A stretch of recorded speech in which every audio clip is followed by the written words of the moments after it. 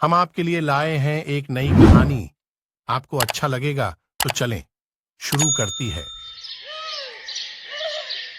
ये छोले भटूरे वाली लड़की की रील सोशल मीडिया पर बहुत ज्यादा वायरल हो रही है आजकल। मैं भी पानी पूरी का ठेला लगा लेती हूँ, मुझे भी पैसों की जरूरत है। सोशल मीडिया से इंस्पायर होकर अपने इलाके में रिचा ने पानी पूरी का ठेला लगा लिया। धीरे धीरे पानी पूरी बिकने लगी। रिचा के पास कुछ पैसे आने लगे और इसी चीज से उसकी सौतेली बहन पिंकी को जलन होने लगी। रिचा पानी पूरी का ठेला लगाकर कमाई कर रही है, तो फिर मैं क्यों पीछे रह जाऊं? पिंकी ने रिचा के ठेले के पास ही एक ठेला लगा लिया और स्ट्रॉबेरी जूस बेचने लगी। आओ, एक नंबर की पानी पूरी खा लो, पूरे बदन में ताजगी आ जाएगी, पेट की सारी बीमारियां खत्म हो जाएंगी, बस एक बार मेरी पानी पूरी खा लो। इस तरह से रिचा जोर जोर से आवाजें लगाकर ग्राहकों को बुला रही थी। उसे देखकर पिंकी भी जोर जोर से पब्लिक को बुलाने लगी। पानी पूरी खाकर अपना खून मत जलाओ, ठंडा और मीठा स्ट्रॉबेरी का जूस पियो, चेहरे पर चमक और पर्सनैलिटी में दमक आ जाएगी। पिंकी के इतना बोलते ही सारी पब्लिक पिंकी की दुकान पर चली गई और स्ट्रॉबेरी का जूस पीने लगी। शाम को जब दुकान बंद करने का टाइम हुआ तब रिचा पिंकी के पास गई। देख पिंकी, तू अपना धंधा चला और मुझे अपना धंधा चलाने दे, वरना एक कंटाप मारूंगी कान के नीचे तो बत्तीसी जमीन पर गिर जाएगी, समझी? हमने भी हाथों में चूड़ियां नहीं पहन रखी हैं, विधायक जी से सीधा संबंध है मेरा। इस तरह से दोनों लड़ते झगड़ते रहते थे। मजा नहीं आ रहा है। मेरे पास जो भी ग्राहक आते हैं रिचा की पानी पूरी खाने के बाद ही आते हैं। पहले पानी पूरी खाकर अपने अंदर आग पैदा कर लेंगे, उसके बाद ठंडा ठंडा जूस पीने लगेंगे। क्या बड़बड़ा रही है पिंकी? ऊपर वाले का शुक्रिया अदा कर, कम से कम मेरी वजह से तेरे पास ग्राहक तो आ रहे हैं। जिस दिन मैं चली गई ग्राहक भी नहीं आएंगे। कौन जाएगा कौन नहीं ये तो कल पता चलेगा। अगले दिन पिंकी ने दुकान नहीं खोली और कुछ गुंडों के पास चली गई। ये लो 5000 और उस रिचा का ठेला कल से इस मार्केट में दिखना नहीं चाहिए।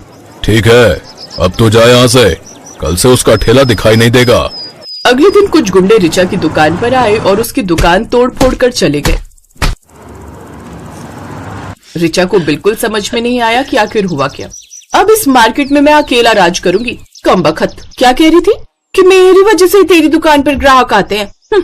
अब देखती हूँ ये क्या करती है। हमसे पंगा ले रही थी। रिचा के गोलगप्पे खाने के लिए कुछ ग्राहक वहां पर आए, लेकिन पानी पूरी का ठेला ना लगा देखकर वो सीधा पिंकी की दुकान पर चले गए। अरे पिंकी बहन, पानी पूरी वाली कहाँ चली गई? पानी पूरी खाने से पेट खराब होता है, स्ट्रॉबेरी का जूस पीजिए और चेहरे पर चमक लाइए। वो पानी पूरी वाली सब कुछ छोड़कर गांव भाग गई है, अब कभी नहीं आएगी। रिचा और पिंकी दोनों सौतेली बहन थी और दोनों ही अनाथ थी। उनके माता पिता का देहांत हो गया था। रिचा रोते हुए अपने माता पिता को ही याद कर रही थी। माँ, पिताजी, मैं हमेशा पिंकी को अपनी सगी बहन ही मानती थी। भले ही वो मेरी सौतेली बहन है, लेकिन उसने तो मेरे साथ दुश्मनों जैसा बर्ताव किया। कुछ दिनों बाद जहाँ पर रिचा पानी पूरी का ठेला लगाती थी, उसी जगह पर उस गुंडे ने अपना ठेला लगा लिया जिसके पास पिंकी मदद मांगने गई थी। वहां पर वो पानी पूरी के साथ स्ट्रॉबेरी और मैंगो का जूस भी बेचने लगा। पिंकी ऊपर ही ऊपर मुस्कुरा रही थी, लेकिन अंदर ही अंदर वो डर रही थी। इस दो कौड़ी के गुंडे ने मेरी ही दुकान के सामने स्ट्रॉबेरी और पानी पूरी का बिजनेस एक साथ खोल लिया। मैं तो सिर्फ स्ट्रॉबेरी का जूस बेचती हूँ, अब क्या होगा? जो लोग पानी पूरी खाने के शौकीन थे वो अब इस गुंडे की दुकान पर जाने लगे, और जब उन्हें जूस पीना होता तो पानी पूरी खाने के बाद उसी की दुकान पर जूस भी पी लेते थे। और इस तरह पिंकी का धंधा धीरे धीरे ठप पड़ गया। इससे अच्छा तो रिचा ही थी, कम से कम उसके ग्राहक मेरी दुकान पर तो आते थे। अब इस गुंडे से मैं कुछ कह भी नहीं सकती, वरना मेरा ठेला भी पलटा देगा। पिंकी को कोई रास्ता नजर नहीं आ रहा था। रात में पिंकी अपने कमरे में अकेली लेटी हुई कुछ सोच रही थी। कहते हैं हर किसी को उसके कर्मों का दंड जरूर मिलता है। जो मैंने रिचा के साथ किया वो मेरे साथ हो गया। अब मैं अपना ठेला तो वहां लगा सकती हूँ, लेकिन जब ग्राहक ही नहीं आएंगे तो क्या फायदा? यही सब सोचते सोचते पिंकी सो गई। करीब आधी रात में उसके सपने में उसके माता पिता और उसकी सौतेली माँ यानी रिचा की सगी माँ भी दिखाई दिए। बेटा, मैंने तो तुझे हमेशा सिखाया है कि कभी किसी के साथ गलत मत करना, पर तूने मेरी बात नहीं मानी। अरे मानेगी कैसे? हम लोग तो अब जिंदा रहे नहीं। ये सोच रही होगी कि अब कौन सा हमारे माँ बाप मुझे देख रहे हैं। अगर मैं तुझे कोई सलाह दूंगी तो तुझे लगेगा कि मैं रिचा की तरफदारी कर रही हूँ, क्योंकि मैं तेरी सौतेली माँ हूँ। लेकिन अगर तुम दोनों बहनें मिलकर काम करो तो तुम लोगों को कोई नहीं हरा सकता। वो भी बिना किसी से लड़ाई झगड़ा किए, क्योंकि धंधे में लड़ाई झगड़ा नहीं किया जाता। तुम दोनों का अब इस दुनिया में कोई नहीं है। एक दूसरे का सहारा बनो, लड़ो मत। सुबह जब पिंकी की आंख खुली तब वो हैरान रह गई। उसे अपनी गलती का एहसास हो गया था। अब रिचा के पास कई महीनों से कोई काम नहीं होगा। बेचारी की हालत बहुत खराब हो गई होगी। अभी उससे मिलकर आती हूँ। पिंकी बिना नहाए धोए सीधा रिचा के घर पहुंच गई। दीदी, दीदी मुझे माफ कर दो। आपने सही कहा था, आपकी वजह से मेरी दुकान चल रही थी। पिंकी के मुंह से पहली बार दीदी सुनकर रिचा को खुद पर विश्वास नहीं हुआ। फिर कोई नाटक कर रही है ना? मेरा धंधा वैसे ही बंद हो गया और तू सुबह सुबह दिमाग खाने आ गई मेरा। दीदी मैं कोई नाटक नहीं कर रही हूँ, मैं आपको पूरी बात बताती हूँ। आपकी दुकान मैंने ही गुंडों से गिरवाई थी ताकि कोई भी मेरा कॉम्पिटिटर ना रहे मार्केट में। हाँ मुझे पता है, मुझे सब कुछ पता है। पिंकी हैरान हो गई, लेकिन उसने शुरू से लेकर लास्ट तक सारी बात रिचा को बता दी। चलो कम से कम इसी बहाने तेरा होश तो ठिकाने आया। देर आए दुरुस्त आए। दीदी ये बड़ी बड़ी कहावतें कहने का वक्त नहीं है। ये बताइए धंधे का क्या होगा? अभी तूने ही तो कहा ना कि माँ ने तुझे बताया था कि दोनों लोग मिलकर काम करो, सफल हो जाएगा। लेकिन मिलकर करेंगे क्या? ना ही मैं स्ट्रॉबेरी का ठेला लगा सकती हूँ, ना ही अब आप पानीपुरी का ठेला लगा सकती हैं, क्योंकि वो गुंडा दोनों ही चीजें एक ही ठेले पर बेचने लगा है। देख, तू स्ट्रॉबेरी का जूस बनाती है और मैं पानीपुरी बनाती हूँ, तो अब एक नई डिश तैयार करते हैं। अब हम लोग स्ट्रॉबेरी के जूस का पानीपुरी बनाएंगे, यानी स्ट्रॉबेरी फ्लेवर का पानीपुरी। कैसा लगा आइडिया? अरे वाह दीदी, आप तो जीनियस हो। ये स्ट्रॉबेरी वाला पानीपुरी तो पूरी दुनिया में एकदम नया है। चलिए आज से ही शुरुआत करते हैं। अब उन दोनों ने एक बार फिर से उसी चौराहे पर ठेला लगाना शुरू किया। अब वो लोग तीखा पानीपुरी भी बेचने लगे और स्ट्रॉबेरी फ्लेवर का पानीपुरी भी, जिससे पब्लिक उनके पास बहुत ज्यादा आने लगी, क्योंकि उन्हें कुछ नया मिल रहा था। तभी अचानक गुंडे की नजर उन दोनों पर गई। अबे इस घोंचू को देख रहा तू? उस दिन यही आई थी ना इसी लड़की का ठेला गिरवाने के लिए। आज दोनों लोग साथ मिल गई। ठीक है, मैं भी देखता हूँ कि ये लोग कब तक यहाँ टिक पाते हैं। उस गुंडे ने दोनों बहनों को परेशान करना शुरू कर दिया। रिचा और पिंकी पर एक के बाद एक मुसीबत आने लगी, लेकिन दोनों बहनें अब एक हो गई थीं। उन्हें तोड़ना आसान नहीं था। गुंडे के बारे में सोचते सोचते दोनों बहनें सो गईं और एक रात फिर से उन दोनों के सपनों में उनके माँ बाप आए। बेटा, कल इस समस्या का भी हल हो जाएगा, तुम दोनों चिंता मत करो। अगले दिन कुछ पुलिस वाले उस गुंडे के ठेले के पास आए। अरे आओ साहब, बताइए जूस पिलाओ या पानी पूरी खाएंगे? अरे जल्दी से जगह खाली कर दे, ये सरकारी जगह है, यहाँ बस स्टैंड बनेगा। वो गुंडा बहुत गिड़गिड़ाया, लेकिन कुछ फायदा नहीं हुआ। ये देखकर रिचा ने पिंकी से कहा, वैसे पिंकी तूने मेरा ठेला पलटवार कर बहुत अच्छा किया, वरना आज उस गुंडे की जगह पुलिस मेरा ठेला पलटा रही होती। और वो दोनों बहनें एक साथ ऐसे ही खुशी खुशी रहने लगी।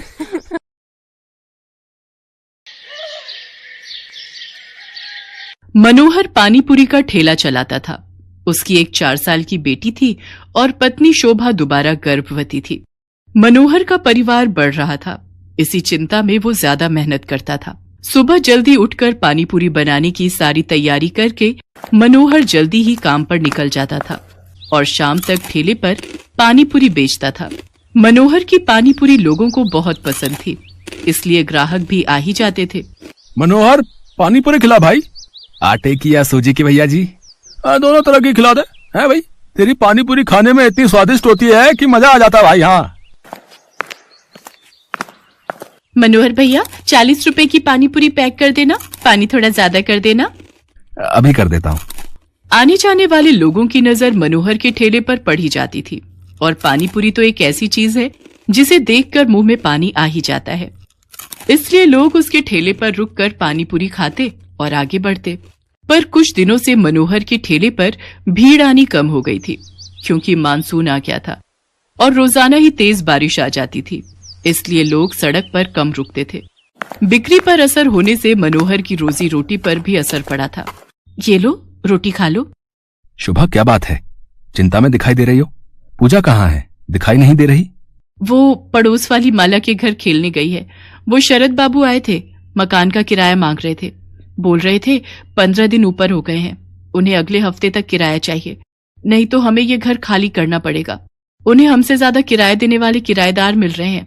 अरे तू चिंता मत कर, इस हालत में तू चिंता करेगी तो बच्चे पर भी असर पड़ेगा। मैं शरद जी को कल बोल दूंगा, वो मुझे कुछ दिन की मोहलत और दे देंगे। मनोहर शोभा को तसल्ली दे देता है, पर वो खुद ही बहुत परेशान था, क्योंकि उसी शाम जब वो काम से लौट रहा था तो लोगों में बारिश और तूफान को लेकर चर्चा बनी हुई थी। अरे मनोहर, तुमने सुना क्या? मौसम विभाग का कहना है कि अगले 4 दिनों तक भीषण तूफान और बारिश के संकेत हैं भैया। सड़कों पर पानी भरा रहेगा, इसलिए हम सब ने तो सोचा है कि कुछ दिन घर से ही ना निकले। तुम ठीक कह रहे हो भैया, 2-4 दिन अब घर पर ही आएंगे। वैसे भी मेरी अच्छी खासी बिक्री हो जाती है, पर डर भी तो है बारिश में अगर बाढ़ आ गई तो, सड़कों पर पानी भर गया तो, है घर नहीं लौट पाए तो। मैं तो सोचकर ही घबरा रहा हूं भैया। चलो भाई चलो, समय से घर चलते हैं भैया। मनोहर उस शाम को हुई इस बात के बारे में सोच सोच कर करवट बदल रहा था। उसे समझ नहीं आ रहा था कि वो अगले दिन जाए या नहीं, पर उसे मकान का किराया भी चुकाना था, इसलिए वो मकान मालिक शरद से बात करने जाता है। शरद जी, मैं अगले महीने तक आपको किराया दे दूंगा। अभी बारिशों का सीजन है तो काम बिल्कुल भी नहीं है।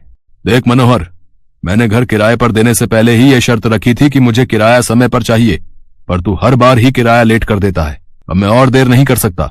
तू अगले 2 दिन तक मेरा किराया दे दे, वरना घर खाली कर दे। मेरे पास इतना टाइम नहीं है कि तेरे से बात करूं, मुझे काम से जाना है। मनोहर चिंता में घुला घर लौट आता है। उसके पास कोई और चारा नहीं था, इसलिए वो अगले दिन फिर से पानी पूरी का ठेला लेकर काम पर जाने लगता है। पड़ोस की सुनीता भाभी कह रही थी कि अगले 2 दिनों तक बहुत बारिश होने वाली है, आप 2-3 दिन काम पर ना जाओ तो अच्छा है। शोभा, मैंने शरद जी से बात की थी, वो नहीं मान रहे हैं। उन्हें अगले 2 दिन में किराया चाहिए, इसलिए मुझे पानीपुरी का ठेला लगाने जाना ही होगा। मनोहर घर से निकल पड़ता है। वो ठेला लेकर जब अपनी जगह पर पहुंचा तो उसने देखा आज बहुत कम ठेले वाले खड़े थे। उसे पता था कि सबने पहले ही मना कर दिया था, इसलिए सब 2-3 दिन घर पर ही रहेंगे। मनोहर अभी अपना ठेला तैयार कर ही रहा था कि अचानक तेज बारिश शुरू हो गई और बारिश लगातार तेज होती जा रही थी। मनोहर का पूरा ठेला बारिश के पानी से भीग चुका था। उसका बहुत नुकसान हो गया था। हे भगवान, कितना नुकसान हो गया। सोचा था आज थोड़ी कमाई हो जाएगी तो किराए के थोड़े पैसे देकर शरद जी को संभाल लूंगा, पर अब क्या करूं।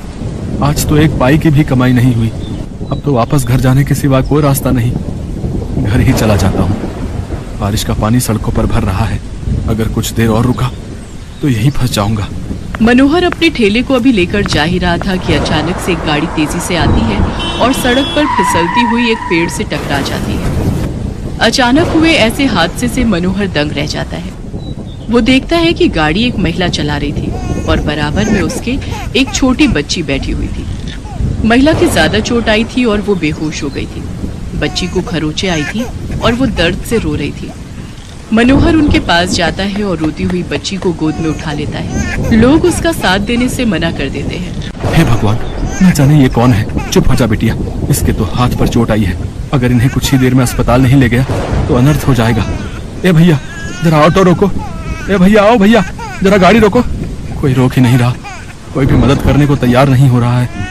मैं इन दोनों को इस हालत में यहाँ मरने के लिए नहीं छोड़ सकता। मेरी आत्मा इसके लिए कभी हाँ नहीं कहेगी। अब मैं क्या करूं? अब तो एक ही रास्ता बचा है। मनोहर को कुछ समझ नहीं आ रहा था। उस महिला की हालत गंभीर होती जा रही थी। उसके खून बह रहा था। मनोहर जल्दी से अपने ठेले का सामान उतारता है और बड़ी मुश्किल से उस औरत को अपने ठेले पर लिटाता है और बच्ची को भी साथ में ठेले पर बिठाकर बारिश में भीगता हुआ बड़ी मुश्किल से एक अस्पताल में पहुंचता है। उसे इस हालत में देखकर अस्पताल के डॉक्टर और नर्स जल्दी से उस महिला को एडमिट करते हैं। मनोहर उस रोती हुई बच्ची को संभाल रहा था। बच्ची के हाथ में चोट थी। मनोहर ने अपने मोबाइल से अपनी पत्नी शोभा को भी फोन कर दिया था ताकि वो परेशान न हो। कुछ घंटों बाद महिला को होश आता है। वो अपने पति को फोन मिलाती है। कुछ देर बाद उसका पति हॉस्पिटल पहुंचता है और अपनी पत्नी और बच्चे की हालत देखकर घबरा जाता है। डॉक्टर, सुषमा कैसी है? ये सब क्या हो गया? सुषमा, मुझे तो लगा था तुम अपनी मम्मी के घर पहुंच चुकी होगी। रोहित, मैं घर से निकली थी तो बारिश नहीं थी। मैंने सोचा आराम से पहुंच जाऊंगी, पर अचानक पता नहीं क्या हुआ, मैं गाड़ी संभाल नहीं पाई।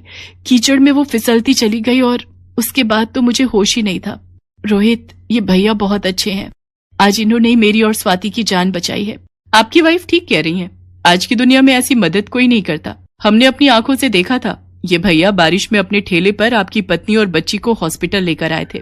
मैं आपका एहसान किस तरह से चुकाऊंगा? आपने जो मेरे लिए किया है, उस एहसान के बदले में आपके लिए कुछ भी कर सकूं तो मेरे लिए बहुत बड़ी बात होगी। बाबूजी, ये तो मेरा धर्म है। अगर मुसीबत में पड़े लोगों की जिसने सहायता नहीं की तो वो इंसान ही क्या। रोहित को पता चलता है कि मनोहर पानीपुरी का ठेला चलाता है। वो देखता है कि मनोहर बहुत गरीब और मजबूर है, जो अकेले ही बड़ी मुश्किल से अपना परिवार चला रहा है। मनोहर भैया, अब आपको चिंता करने की कोई जरूरत नहीं है। आपका मकान का किराया भी भर जाएगा और आपके परिवार की परेशानियां भी दूर हो जाएंगी। आपकी अपनी पानीपुरी और चाट की दुकान होगी, जिसको खुलवाना मेरी जिम्मेदारी है। रोहित की बातें सुनकर मनोहर के चेहरे पर खुशी झलक आती है। कुछ ही दिनों में रोहित मनोहर को पानीपुरी और चाट की एक बड़ी और अच्छी दुकान खुलवा देता है। मनोहर को उसकी अच्छाई का फल मिल जाता है और उसकी सारी परेशानियां दूर हो जाती हैं।